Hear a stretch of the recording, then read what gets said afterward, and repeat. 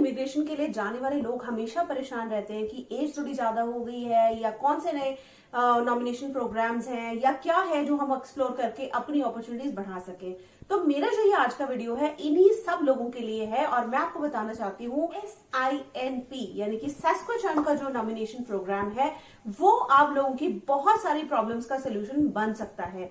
अगर आप थोड़ा सा भी इमिग्रेशन को फॉलो करते हैं तो रिसेंटली जो एक्चुअली ड्रॉज हुए हैं दिसंबर में after the change of new system यानी कि जो नया टीयर सिस्टम आया है उसके बाद उसमें 600 से भी ज्यादा एप्लीकेशंस उठाई हैं सैस्क्वैचुअन प्रोविंस ने।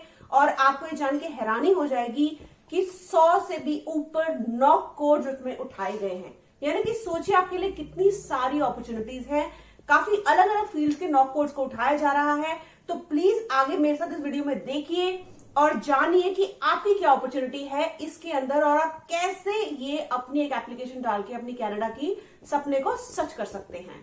सो SINP में आने के लिए आपको चाहिए कम से कम 60 पॉइंट्स। अब ये 60 पॉइंट्स आपको किस में से चाहिए? टोटल हमारे पास है 110 पॉइंट्स जो कि दो कैटेगरीज में डिवाइडेड है, 80 और 30। ये जो 80 है यही सबसे ज्यादा इंपॉर्टेंट है क्योंकि ये हर इंसान के लिए इक्वल अपॉर्चुनिटी है। बाकी 30 है वो कुछ लोगों को एडवांटेज है उसमें क्योंकि जिसकी जो फैमिली है या एक्सपीरियंस है या कुछ चीजें हैं जो कि उसका बेनिफिट ले सकते हैं। बट जो फर्स्ट 80 है वो दरअसल हर किसी के लिए बराबर है और इसी पे हमें कॉन्सेंट्रेट करना है। इन्हें हम कहते हैं लेबर मार्केट के जो इम्पैक्ट है उसके बेसिस पे मिलने वाले पॉइंट्स। सो इसमें सबकी इंडिविजुअल काबिलियत या उसके आपको पॉइंट्स मिलते हैं, जिसमें से अगर मैं पहला अगर आपको बताना चाहूं तो सबसे पहला पॉइंट है एजुकेशन और ट्रेनिंग का। इसमें आपको 12 से लेके 23 तक के पॉइंट्स मिलते हैं। यानी कि अगर आपकी सबसे हायर क्वालिफिकेशन है जिसे हम PhD या पोस्ट ग्रेजुएशन को इन्होंने एक साथ काउंट किया है, अगर वो आपकी है तो आपको मिलते हैं सबसे ज्यादा पॉइंट यानी कि 23 पॉइंट्स। उससे अगर आप कम में आते हैं ग्रेजुएशन में तो आपको मिलते हैं 20 पॉइंट्स, जिसे ये लोग बैचलर्स डिग्री कहते हैं। इंडिया में काफी लोग इसे ग्रेजुएशन बोल जाते हैं। अगर आप उससे थोड़े से कम में आते हैं, अगर आपके पास कोई ट्रेड इक्विवेलेंट सर्टिफिकेशन है तो उसमें आपको उससे थोड़े से कम पॉइंट्स मिलते हैं। बट ये सारे ही पॉइंट्स आपके टोटल पॉइंट में फीड करेंगे। सोचिए अगर आपको 23 पॉइंट्स इसमें मिल जाते हैं तो मिनिमम 60 में से 23 तो आपने इस एक ही कैटेगरी में कवर कर ली। दूसरी कैटेगरी है स्किल्ड एक्सपीरियंस की। नाउ स्किल्ड एक्सपीरियंस अगर आप देखेंगे तो दो पॉइंट्स में डिवाइडेड है। एक तो पिछले 5 साल में, यानी कि अगर आप आज एप्लीकेशन लगा रहे हैं तो पिछले 5 साल में आपने कितने सालों तक काम किया है, उसमें अगर आपने 5 साल है तो उसके आपको पॉइंट्स मिलेंगे। और उससे पिछले 5 साल यानी कि 6 से 10 साल में जो आपने काम किया है उसके भी आपको पॉइंट्स मिलते हैं। क्योंकि पहले काफी सारे लोग कंप्लेन करते थे कि पिछले कुछ सालों के, मैं तो 15 साल का काम किया हुआ है या 10 साल का एक्सपीरियंस है, मेरे तो 3 या 5 साल ही काउंट हुए हैं। तो इसमें सारे सालों के आपको पिछले 10 साल के पॉइंट्स मिलते हैं। तो सोचिए आपको 23 पॉइंट अगर वहां मिल गए हैं और आपको 10 पॉइंट यहाँ पे मिल गए हैं तो ऑलरेडी आप काफी अच्छे स्कोर पे बैठे हुए हैं। और इसी का जो सेकंड पार्ट था जो मैंने आपको बताया, 6 से 10 साल में अगर आपने काम किया हुआ है उसमें भी अगर आपका एक्सपीरियंस 5 साल का है, 4 साल का है, 3 साल का है, 2 साल का है, तो उन सबके points according to the years, पूरे 10 साल पिछले साल में काम किया है तो 15 पॉइंट्स दरअसल आपको इसमें मिल जाते हैं। तो 23 हमें पहले अगर मिले हैं और हमें 15 यहाँ मिल गए हैं तो देखिए हमारा स्कोर कैसे 60 की तरफ बढ़ता चला जा रहा है। अब हम इसमें थोड़ा सा और आगे चलते हैं और अगला हमारा इसमें स्कोप आता है लैंग्वेज का।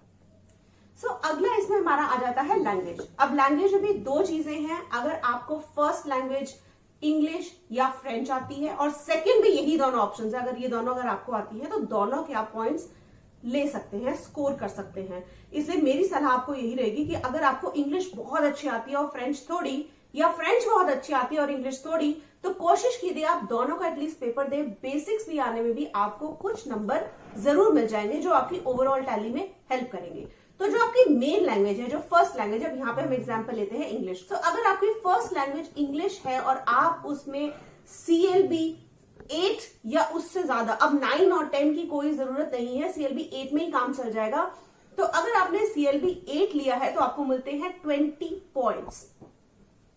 और अगर जैसे जैसे ये CLB घटता है 8 की जगह 7, 6, 5, 4, उसी तरीके से पॉइंट्स आपके 20, 18, 16, 14 और 12 तक आपको मिलते हैं। सो मिनिमम CLB 4 आपका होना चाहिए, जिसके लिए आपको 12 का स्कोर मिलता है।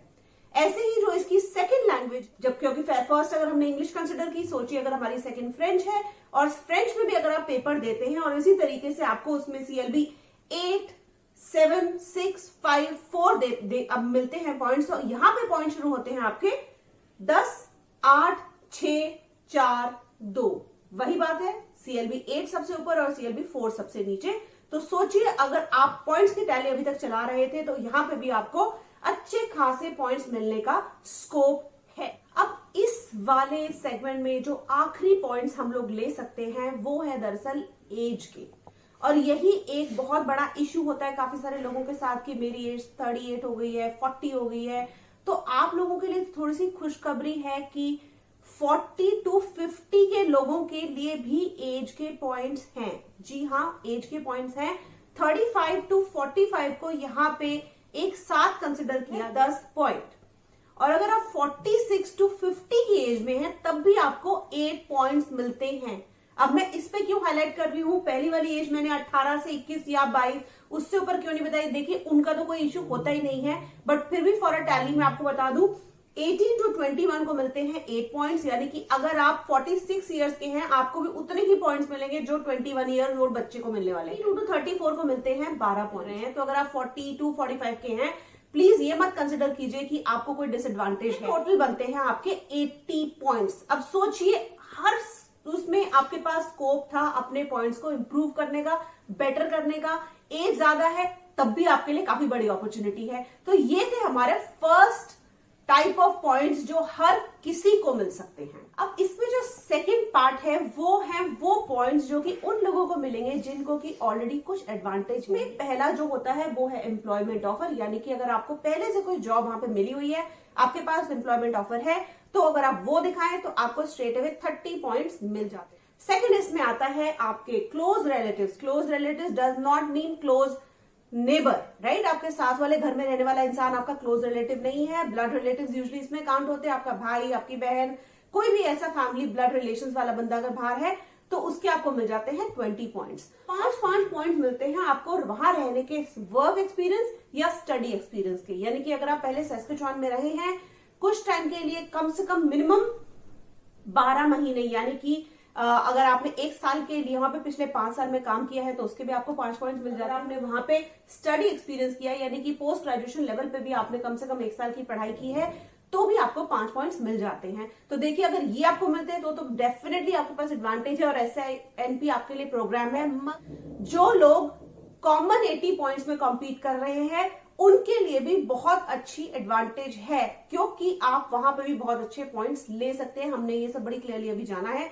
तो दोस्तों मैं आपको बहुत विश करती हूँ गुड लक। इसके लिए 2023 हमारे पास आने वाला है और मैं चाहूंगी कि आप इसका एडवांटेज ले इस साल में, और अपनी कनाडा की इमिग्रेशन की फाइल इस SINP के थ्रू भी प्लीज जरूर देखिए कि आपके लिए वर्क करता है कि नहीं करता है। I wish you very very good luck. I am Indu Sharma from नोटेटो।